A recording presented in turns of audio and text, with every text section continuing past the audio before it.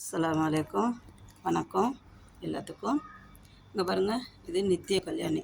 இது நமக்கு கடவுள் கொடுத்த பெரிய கிஃப்ட்டு. இந்த நித்திய கல்யாணி எல்லாருமே சாப்பிட்லாம்.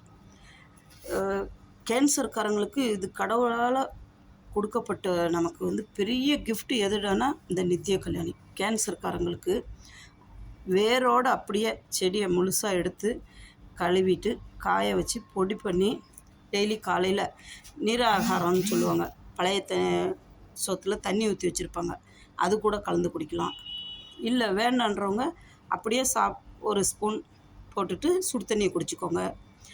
இல்லைன்னா டீ மாதிரி வச்சு கொதிக்க வச்சு டீ எப்படி குடிக்கிறோமோ அது மாதிரி குடிங்க.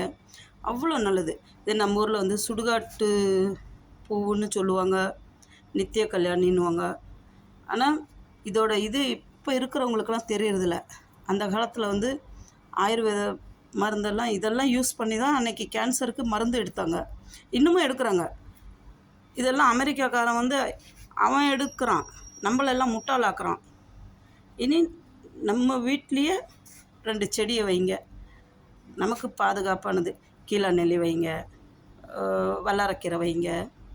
இந்த மாதிரி நித்திய கல்யாணி செடி இருந்தால் இது போதும். வாரத்தில் ஒரு நாள் நீங்கள் டீயாக வச்சு குடித்தாலும் சரி, பொடி பண்ணி தயிரில் போட்டு மோரில் போட்டு கலந்து மோர் மாதிரி கலந்து குடிங்க.